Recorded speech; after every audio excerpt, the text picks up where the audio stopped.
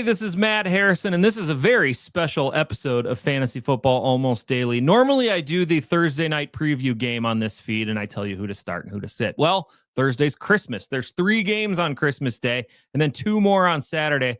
So I enlisted the help of Kent Weyrauch to pop in and help me with these 5 games. We're going to preview them Fantasy Friday style with all the metallurgy that you need to set your lineups for your fantasy week. Then on Friday, the regular Fantasy Friday episode will come out. It's me, it's Trevor Jones, it's Anthony Maggio. We'll be previewing the other 11 games this week, rolling dice, cracking nuts, you know the drill. Before we do that, I have to tell you about the Fanball Christmas Day lineup. We've got 3 Christmas Day contests on Fanball. The signature one, the $10 Lords A-Leapin', it's limited to only 117 players, has a $400 top prize. That's a regular Superflex DFS game. The $1 Pear Tree, also Superflex DFS, $1 to play. You can 50x your money if you get first place, $50. Then there's a $5 Christmas Day 5x5. Pick any 5 players. Keep that salary under $15. Most points wins $200. All available at fanball.com. This episode also brought to you by Game Blazers. They're celebrating the holidays with a special $40,000 prize pool in week 17. Use referral code FFAD when you sign up. You get a free starter pack, a free rare pack, and then you can spend $5 and get 2 more rare packs. That's a $50 value. Do that at Game Blazers. Download that today. All right, I'm ready to get going. Hit me with some of those sweet jingle bells, Kent. From the Sports Hub Games Network, this is Fantasy Football Almost Daily.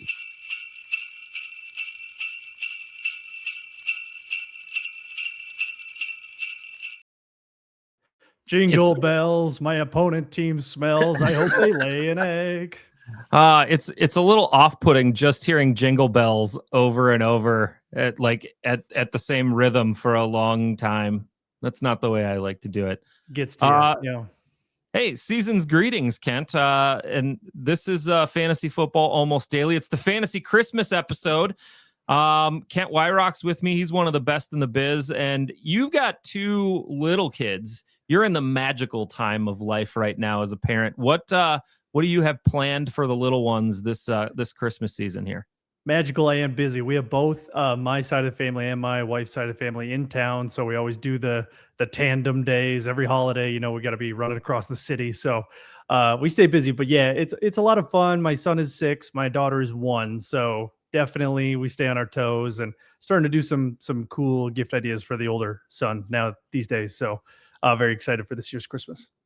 Yeah, you're right in that strike zone for the 6-year-old of they totally get and understand Christmas. Now the 1-year-old's probably not there yet, but you're getting right to that spot where they're both going to be there for 4 or 5 years. Oh, that's super fun. I'm sure my daughter's favorite gift will be the wrapping paper. So it's pretty easy for 1 more year at least. Yeah. It's funny. That's my dog's favorite gift. My dog loves the wrapping paper. She's all over the place. She wants to help unwrap every freaking present in the house. It's super fun though. If we have helped you out on this podcast this year, show your support with a follow and a subscription. It helps us even more if you give us a great rating or review on Spotify, Apple Podcasts, iHeartRadio, or YouTube.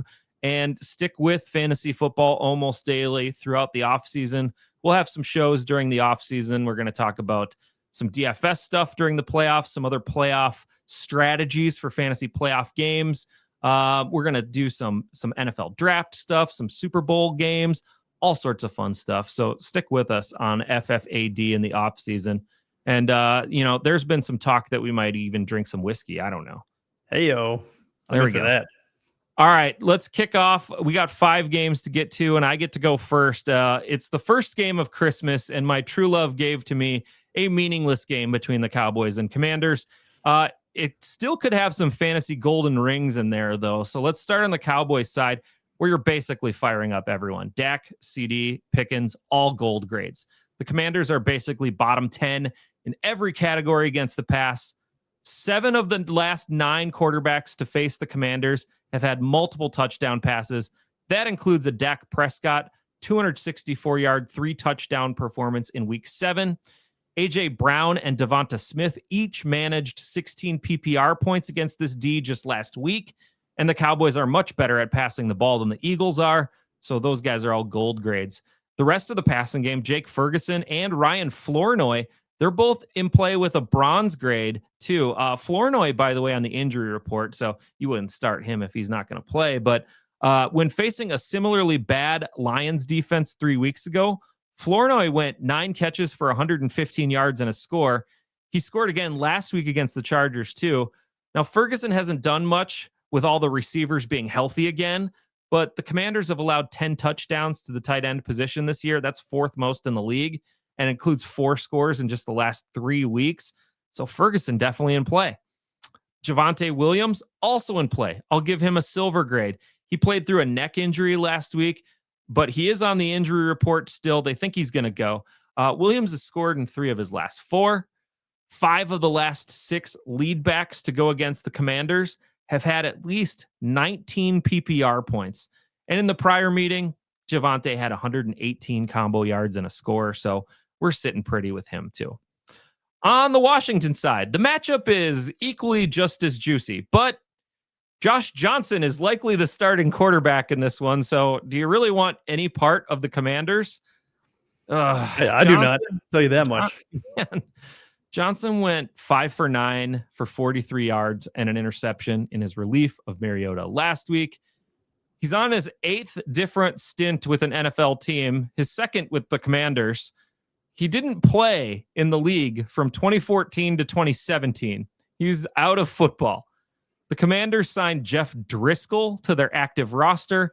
That signifies to most that Mariota probably won't go this week with his hand and quad injuries, although Dan Quinn's still not ruling Mariota out. Here's the deal. If Mariota is active or Daniels comes jumping out of the sky in a parachute just to save the day in a meaningless game at the end of the year, which he shouldn't, you can start some pieces of the Washington pass game. If it's Mariota or Daniels, they get a bronze grade. If it's Josh Johnson, he's on the bench. If it's Jeff Driscoll, he's somewhat lower than the bench. The matchup is the best possible one, too. It's the one you want in your fantasy championship game. It's the Cowboys, the worst pass defense in the league, and you can't really start any of them. McLaurin, Deebo Samuel, if it's Josh Johnson, they're both on the bench. If it's Mariota, I'll give them both bronze grades. Great matchup. Neither guy's giving you much right now, though. Expect 3 catches because that's basically exactly what either are giving you over the past month. It's like 3 catches per game. It's so funny looking at their box scores. And then finally, there's the run game. Ja'Cory Krosky Merritt and Chris Rodriguez both scored last week. Rodriguez had 52% of the snaps. Bill was only on the field for 11 total snaps, but he got 8 touches in those 11 snaps. So that's some efficiency there, I guess. Rodriguez shouldered the load again. 16 touches, 69 combo yards. I'm going to get to a bronze grade on Chris Rodriguez here. Either an injured Mariota or their 3rd or 4th string quarterback is probably going to hand off the ball a lot. And the Cowboys just allowed Omarion Hampton to go for 95 combo yards and a score last week. 2 weeks before that, Gibbs and Montgomery combined for 4 touchdowns. A week prior to that, the Kansas City duo of backs combined for 113 combo yards. I think they're going to feed Rodriguez, and I think he's startable in this one. I'm playing in like the NFFC Christmas Day contest, and you have to start at least one player from each team in that. And Chris Rodriguez is definitely the choice for the Commanders. That's the obvious one, I think. Yeah. All right, let's move over to the Lions and the Vikings, Kent, and we're going to have some interesting uniform choices here. The Lions are going to be wearing all black. The Vikings are going to be wearing all white, those winter warriors. And it's the second game of Christmas. My true love gave to me the Lions and Vikings. The Lions are clinging to their playoff hopes. They need to win out and get some help. Funny enough, they need help from the Vikings in week 18. Minnesota has not allowed a passing touchdown since week 10. That's 6 straight weeks of no scores. Can Jared Goff find a way to get it done in this one? Yeah, I think those white uniforms from the Vikings are going to be more like waving the white flag. I think we're all but out of this one. Uh, Goff, I think, has a decent chance to perform in this game. 3 straight games with 300 plus passing yards, 7 touchdowns, and 0 picks in that stretch. Minnesota's been tough, and that's the Brian Flores defense. We've seen it all season. Least fantasy points allowed to quarterbacks, least EPA per drop back in the last month, and haven't allowed, like you said, a passing touchdown since week 10. I mean, they're very staunch, but they have a few players that have gone to IR recently, including edge Jonathan Grenard, who's a very big piece of the defense, and safety Josh Metellus, who has played a lot of snaps this year for us. So, it's going to be a little bit lighter maybe compared to recent weeks. And the last time Goff played against the Vikings, he went 284 yards and 2 touchdowns. So I think he can do that again. Silver grade for him. He's throwing to Amon-Ra St. Brown, who has been really awesome lately. His 3-game average in the last 3 weeks has been 12 targets per game, 7.7 receptions, 103 yards, and he has 2 touchdowns in that stretch. He's going to see primarily Byron Murphy in coverage, who's been playing a lot of slot. The other slot duty, though, came from Metellus. So it's going to be a lot of Byron Murphy playing against Amon-Ra St. Brown here today. And Murphy hasn't allowed more than 33 yards as closest defender since week 9. So he's been pretty good lately. And the last week, I should say, however, the last wide receiver with at least 50 slot yards against the Vikings was none other than Amon-Ra St. Brown. So it's kind of one of those guys who can get it done, but probably don't expect a high ceiling compared to his normal usage. So silver grade for him. Jameson Williams, I'm going to give him a silver. I was between silver and bronze, but even though, like I said, with the injuries to the defense in the last month, the Minnesota Vikings have been a little bit lighter in terms of allowing those explosive passing plays. They're 9th lowest, which is still pretty good, but not as good as they were prior to that point. After the Lions bye, Jameson Williams has been just red hot. Wide receiver 7 in points per game, and that includes a goose egg.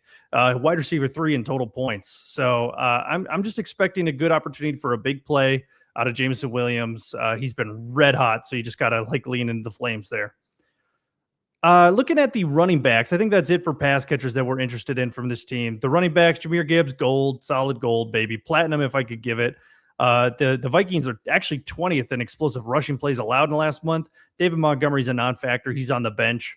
He hasn't seen double-digit touches in 4 weeks, so he's just all the way out. Even if you want to lean on a touchdown from him, if you're praying for a touchdown in your finals, you've already lost. So I'm not going to go ahead and play him.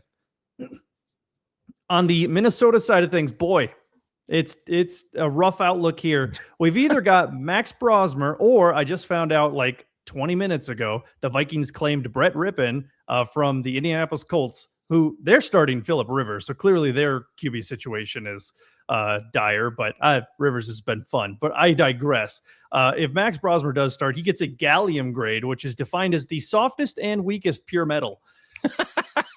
Max Brosmer will start because they already yeah. ruled out J.J. McCarthy. Yeah, I'm just saying if there was any weird reason that Rippon came in and played, I don't know. I wouldn't be interested in either, but obviously John Wolford or something like that too. Maybe. I don't know. Remember if he's still around, but not interested in any pass thrower for this team right now. Obviously, we all remember the 4 interception game from Brosmer. So yeah, we're sitting him down.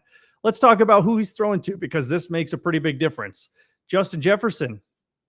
I'm giving him a bronze grade. I thought long and hard about saying bench, and you know what? I'll give you some credit, Matt. You were right that the sabotage drop early in the season was the right play. He's had a couple of okay games, but for the most part, it's been abysmal lately. And the last time he played with Brosmer, he caught 2 of 6 targets for 4 yards. So that's what we get to look forward to. The only upside, and the reason I did give him a bronze grade, is because Detroit has the most fantasy points allowed to wide receivers on the year, and they're dead last in explosive passing plays allowed in the last month. So maybe you get some big plays. Maybe you get some excitement. I don't know. I don't have high hopes, but if you're in the finals with Justin Jefferson, you might as well play him at this point. So it feels like he could spring a short pass for a lengthy distance. And he's always capable of that way stuff. He can really break it in this one, I think. Yeah, and then same thing, Jordan Addison on the bench.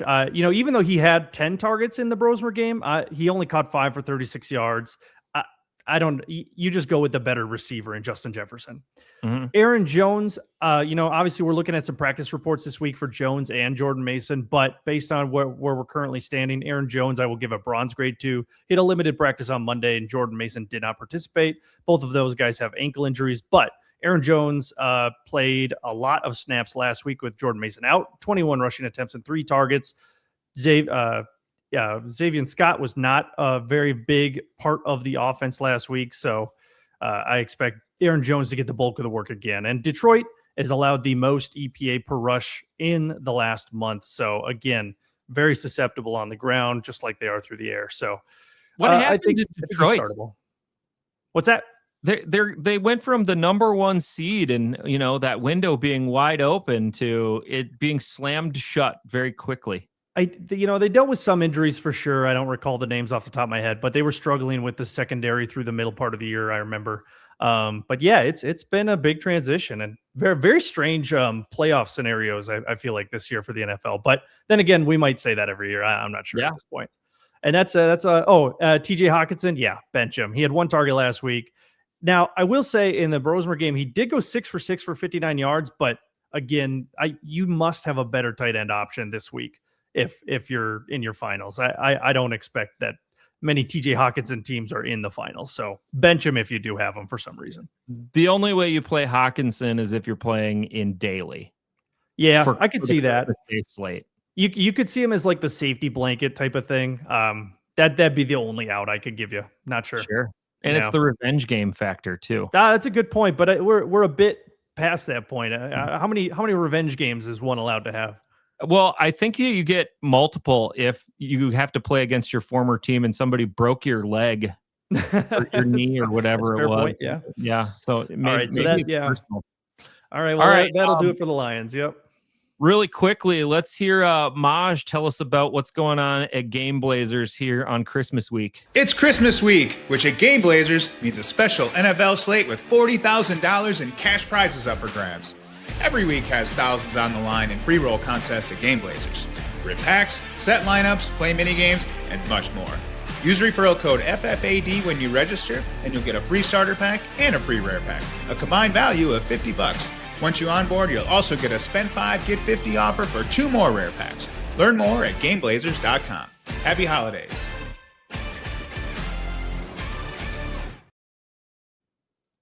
On the 3rd day of Christmas, my true love swung and missed on this game as a gift to me. I think I'm going to return this one. At least one side has something to play for, though. The Broncos have a slipping grip on the number 1 seed in the AFC. By the way, there's 6 teams still alive for the AFC 1 seed. The Patriots, Bills, Jaguars, Chargers, and Texans are all alive for the 1 seed right now. Yeah. Fortunately for the Broncos, they visit a Chiefs team that has completely given up on the year. Bo Nix will get a silver grade. He's been legit for a month now. 3 300-yard games in his past 4. Had the 4 touchdown outburst against the Packers 2 weeks ago. Normally, a matchup against a good Chiefs defense would downgrade him to a bronze. But like I said, they've given up. Last week, Cam Ward found his way to multiple touchdowns, and the Titans hung 29 points on the Chiefs. It just might be over this season in KC. Just go with Bo Nix. Gotta like Cortland Sutton too. At least 10 targets in 3 straight games. Scored in 2 straight. If Chimera DK can cobble together a 13-point PPR day against the Chiefs, Cortland Sutton can get to 20, so he gets a silver. And Troy Franklin seems back in good graces as well. 4 catches for 66 yards last week, 6 for 85 and a score the week before. Most importantly, the snap share got back up to a good spot, and it's worth noting that his biggest competition for snaps and targets is Pat Bryant. He went to the hospital for a concussion this last week. He's obviously in the concussion protocol. He won't go this week. So I'm starting Troy Franklin in one of my leagues for a championship, at least in 1 championship game. I got him in both of my championship teams. I got to start him in 1. I'm going to roll with him, and I'm going to give him a bronze grade here. RJ Harvey is going to get a ton of work this week. He only had 7 carries for 50 yards and a score last week, but he added 4 catches for 71 yards. The Broncos should have stuck with him against the Jags. It was working. He ran pass routes, though, on 26 of Knicks' 51 dropbacks last week. The Chiefs just allowed Tyjae Spears to go for 52 yards on the ground, plus a score, then another 5 catches for 53 yards through the air. He wasn't even the starter. Tony Pollard took 21 carries for 102 last week. RJ Harvey, a gold grade in this one. Here, I'm going to give him one of these. I love gold. There's not much gold on the other side, though. The Chiefs have Chris Oladokun starting the game after Patrick Mahomes and Gardner Minshew each hit IR with knee injuries in the past 2 weeks. By the way, Rashee Rice still in the concussion protocol. He probably won't play. So you bench the entire Chiefs lineup in your fantasy championship game.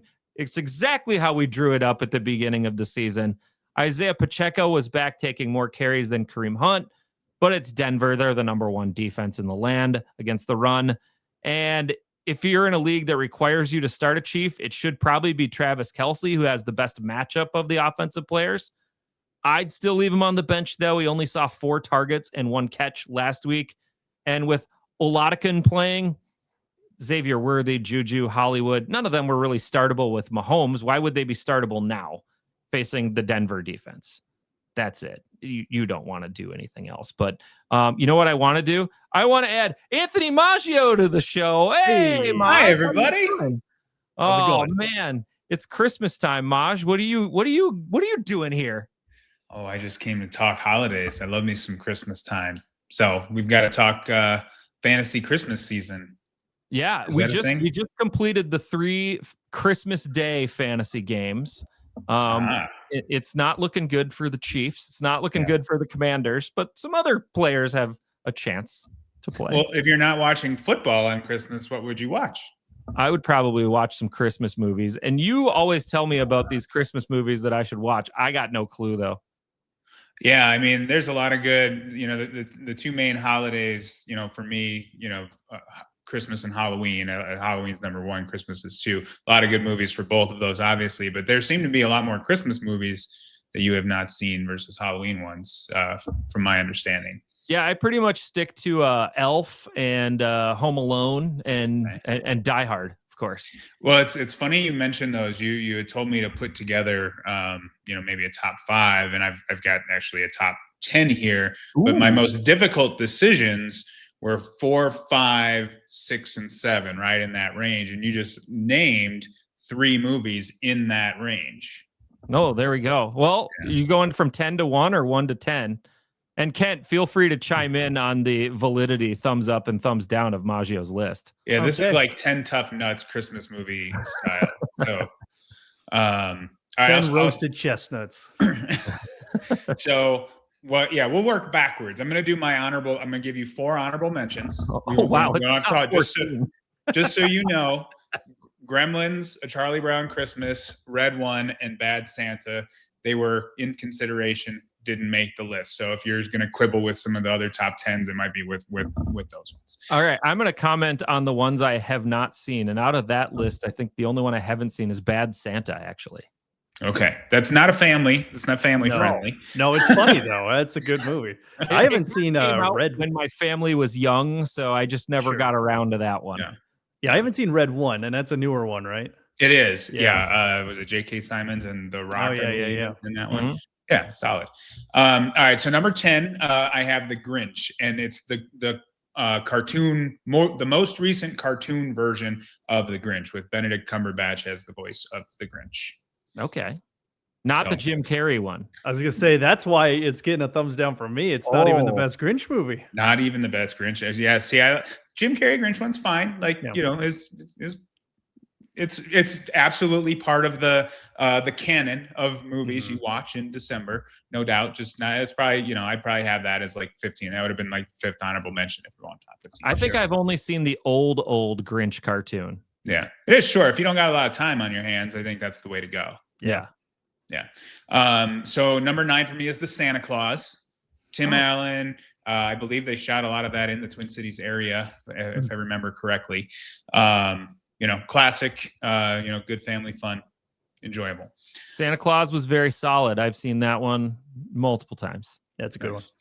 So was it 10, 8? I have the Guardians of the Galaxy Holiday Special with Kevin Bacon, featuring Kevin Bacon. I don't know if you guys have seen that. I have not seen that, and I love the Guardians of the Galaxy series. I just never got around to hunting that one down. Highly recommend. There's one song in there I'm not terribly fond of, like they could have done without, but the movie in itself is wonderful. And just some great lines. In that one. So I haven't seen. I highly recommend that one. Is Groot a Christmas tree in that one? Gosh, no. Okay. Trying to remember if there were any like decorative pieces on Groot. I haven't watched it this year yet, so it's on. It might be a thing I do. We're recording this on the 23rd. I might actually be watching that with the fam tonight. So I have to get back to you on that. Number 7, I have Muppets Christmas Carol. Mm-hmm.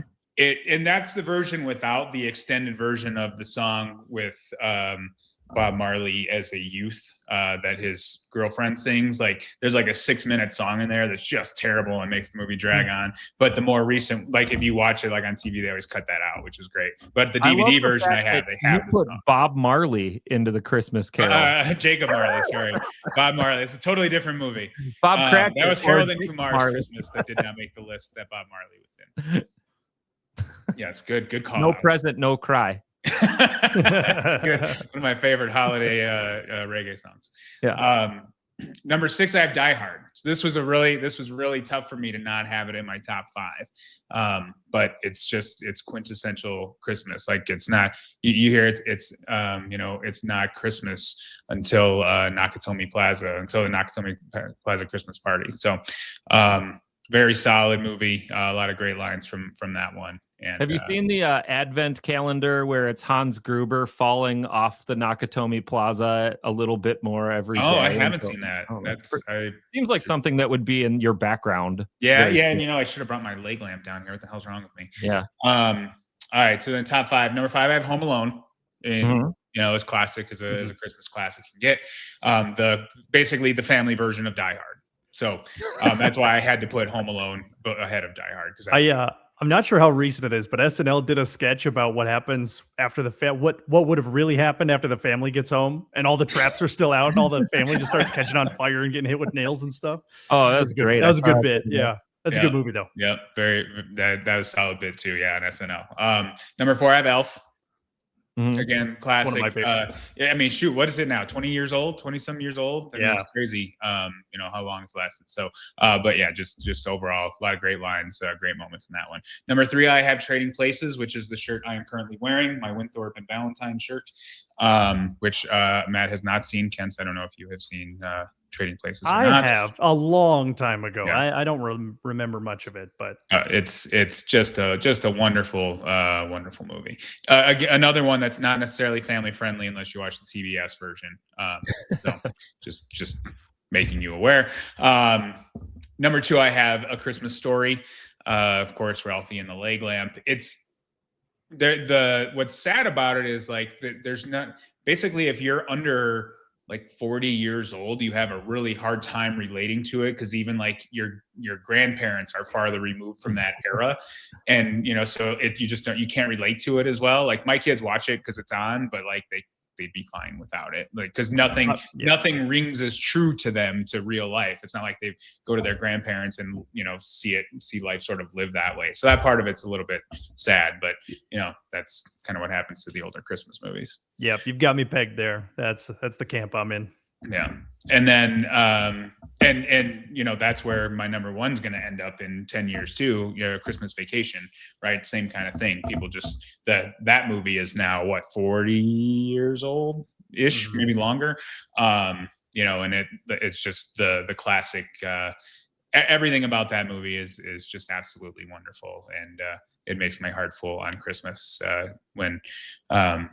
You look outside and you've got Randy Quaid emptying his chemical toilet into the sewer. So yeah, that's pretty solid and probably the best of the vacation movies too. Yeah, I would have to agree with you on that. Although I did like Vegas Vacation quite a bit. That was what it was. Papa Giorgio, the fake ID from Yuma, Yuma, Arizona. Is that right? That's a good one. Yeah. So that's my top 10 list. So it sounds like the Jim Carrey Grinch may have made your top 10 there, Kent. Yeah, I think it would have. Yeah, that's Yeah. one of my favorite ones. Okay. I've actually seen a lot more of those than I haven't. So good on me, I guess. Way to be. Yeah, here we go. But Trading Places is the one I need to get on, huh? Yeah, absolutely. So yeah, if any of the listeners want to quibble with my list, they can share on social media what their top 10 is, and make sure I've seen them all.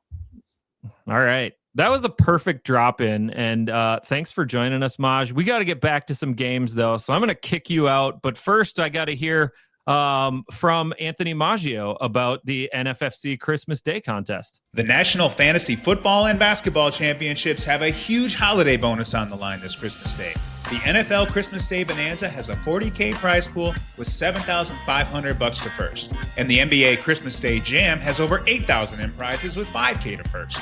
Both contests are just $100 to enter. Sign up for the NFL Bonanza at playnffc.com/bonanza and the NBA Jam at playnfbkc.com/jam. We don't throw enough stupid stuff into the show, and that was the stupid stuff we needed to throw into this episode for sure. What are you talking about? You invited me on. Wait. No. You're too smart for that. Come on. Welcome back to Fantasy Football Almost Daily. You can find me, Matt Harrison, on Twitter or Blue Sky at Explosive Output. Kent Weyrauch is at Kent Weyrauch on Twitter. Weyrauch. That's how you spell it. That's it's right. Kent with a T, like Kent Herbeck or Clark Kent. That's true. All right. There we go. Back to the matchups as we switched over to the Saturday duo of games. Worth noting on Fanball, by the way, we've got a Saturday 5x5 contest. It's $5 to play, limited to only 108 players. Our Saturday 5x5 contest this last weekend, it filled way before kickoff. So if you want to get in, go grab your spot now. And Kent, let's start with the Texans and Chargers. As I mentioned before, both of these teams still in play for the number one overall seed in the AFC. Chargers have clinched a playoff spot. The Texans have not. Both defenses are pretty difficult to move the ball against, though. So let's start on the Texans side. Is it really just Nico that you can feel confident in starting in a championship week? Nico, yes. I would also give a nod to Dalton Schultz. He's tight end 7 in points per game in the last month, so he'll get a bronze grade as well. But and actually, one thing to mention is that the Chargers have allowed at least 63 yards receiving to the starting tight end in 3 of the last 4 weeks, too. So I think he's worth playing. If he's part of your starting lineup, that's probably fine to keep him there. But yeah, CJ Stroud, I'm just going to give a bench grade to. Not interested in starting him in your finals against this Chargers defense. He's only got 3 top 12 finishes all year. The Chargers have allowed the 3rd fewest fantasy points to quarterbacks all season. They did give up 244 and 2 touchdowns to Dak last week, but they did shut down Hurts and Mahomes entirely in the 2 weeks prior. It's just not a good spot for Stroud, and he already wasn't doing much to impress you before that. So we'll leave him on the bench. Like you said, Nico Collins, he's startable. Silver grade for him. Tallied just 59 yards last week on 9 targets with 4 receptions, but in the last month, his pace was almost 8 targets per game, 91 yards, and he's got 2 touchdowns in that span. So he's still really solid. He's just a good receiver. You're going to leave him in your lineup. There's really not much more to say, even though it is a tough matchup. The Chargers, they have allowed the 4th fewest fantasy points to receivers, and they have the 6th lowest EPA per dropback in the last month. But they did just give up, like you mentioned earlier, 182 yards to Lamb and Pickens. Granted, that's a good duo of receivers right there, but Nico Collins is good in his own right, so he's earned his silver grade. In the running back category, on the other hand, Woody Marks, he did practice on Tuesday and I believe on Wednesday again, if I remember correctly. He's going to get a bronze grade here. After he established himself with the majority of the running back snaps in his backfield, he's averaged 18.6 attempts per game, 63 yards, almost 2 targets and a handful of receiving yards, and 0.4 combo touchdowns per game. So the scoring really hasn't been there, and that's been the biggest thing holding him back from being a true breakout this season. But he's been pretty solid and getting a lot of work when he's been the dedicated lead back. So I'm interested in starting him if he does suit up and play. The Chargers do have the lowest EPA per rush allowed in the last month, though. So again, you're capping your upside and your excitement about it. It's just a matter of getting yourself, 8 to 10 points, depending on your format, and just hoping for the best for a score beyond that. Over on the Chargers side of things, like you said, they are 100% locked in for the playoffs. So they're, like you said, luckily still battling for the division. I think they have an opportunity there, but so they're not going to be benching too many players today or this week, I should say. Justin Herbert will get a bronze grade. Last game against Dallas was very nice. 300 yards, 2 touchdowns, rushed 42 yards, and had a rushing touchdown as well. The 4 games prior to that, though, he averaged 145 passing yards and had 4 touchdowns to 4 interceptions. Not really a good look for him. The value has really come from whether or not he's running the ball and getting good yardage on the ground. In the last 6 weeks, he's only had 2 games with more than 21 rushing yards, though. So that really hasn't been as frequent as it was earlier in the season. And the Houston Texans have allowed more than 36 quarterback rushing yards just once all year and have allowed 0 quarterback rushing touchdowns. So, with the legs taken away from Herbert and the O-line issues and everything else going on, it's just barely startable. It's not exciting, but he'll get the bronze grade. Are you saying that the Texans defense and the Cowboys defense are a little different? They're a little different. Yeah, absolutely. These are honestly 2 of the top 5 defenses going at it against in this game. I don't know what the over and under is on top of my head, but I got to imagine it's pretty low for this one. And because of that, I'm leaving all of Ladd McConkey, Keenan Allen, and Quentin Johnston on the bench. I will not start any of them against this Houston defense, who have allowed the second least fantasy points to wide receivers. Their defensive back trio are all ranked 16th or better in coverage grade in their respective positions. That's Stingley, Laster, and Petre. And then the only other thing to monitor is that both Stingley and Laster did miss Tuesday practice. So if you want to keep an eye on the practice reports, if 1 or 2 of those guys miss, you could probably lean into playing McConkey at a bronze grade level. He's just the best combo of routes, targets, and air yards per game among those 3 receivers, and you just hope for the best. Aronde Gadsden, he's on the bench as well. Just 1 game over 41 yards since week 10. It's really slowed down for him. And he's taken on more of a run blocking kind of role in his offense with the offensive line injuries. He's had 5 or fewer targets in 5 straight games. So again, there's got to be a better tight end out there to stream. So he's on the bench.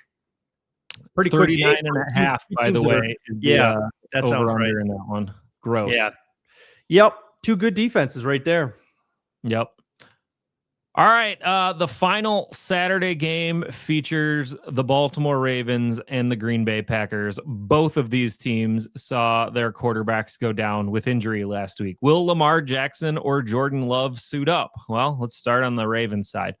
It's either going to be Lamar Jackson or Tyler Huntley. Jackson is day-to-day with a significant back bruise. Now, the Ravens can't lose a game the rest of the year or they're out of the playoffs. I would guess they rub some icy hot on him and throw him in the game.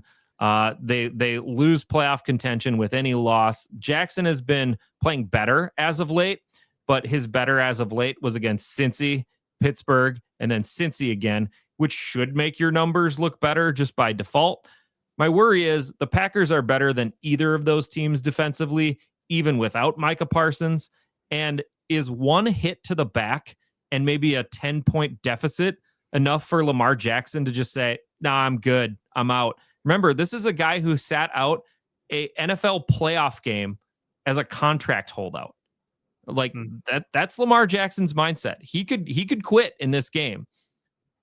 I can't find a way to start Lamar Jackson in your fantasy championship game. I'm keeping him on the bench. That's crazy. I buy it, but it's wild to hear it out loud. Yeah, he probably knocked you out of your fantasy championship last week anyway. Yeah. So he's probably not in. If they completely rule out Lamar and it's Snoop, if it's Huntley, I'll give Huntley a bronze grade. Huntley completed 9 of his 10 passes in relief last week, and he adds a rushing element to the game too. Last time we saw Huntley start was a week 8 game against the Bears. He had 186 and 1 through the air and added 53 rushing yards. The Bears and this version of the Packers defense probably pretty similar. And I think Huntley can get to those numbers, and that's a bronze grade. So I think that that's solid enough that you could start him. I'm just worried if Lamar Jackson is the starter, he might not finish, especially with a bad back bruise. That's 1 hit, and he's done. Yep. Zay Flowers is the main target for either quarterback. He gets a bronze grade. double-digit PPR points in 11 of his past 12 games. That's crazy. And that's with Lamar, Huntley, and Cooper Rush as his quarterback. So it doesn't even matter who's throwing him the ball. Alpha wide receivers have burned this Packers defense as of recent. DJ Moore, who was the only wide receiver in town, had 97 yards and a score last week. Cortland Sutton had 113 and 1 the week before. Jamison Williams rattled off 7 for 144 and a score in the game Amon-Ra was knocked out of on like the second play of the game. Alpha wide receivers are beating the Packers right now. Mark Andrews and the rest of the tight ends, they're on the bench, though. They're far too inconsistent to trust. Andrews has caught 1 or 2 passes in 4 of the last 5 games, and Isaiah likely just disappeared off the face of the planet. We don't know if he's okay or not. Is he okay? I hope he's okay. I hope so, too. That leaves us with Derrick Henry. If the Ravens are going to win, whoever the quarterback is, it's got to be a King Henry game. 100 combo yards in 4 straight games. 18 carries last week against the tough Patriots D.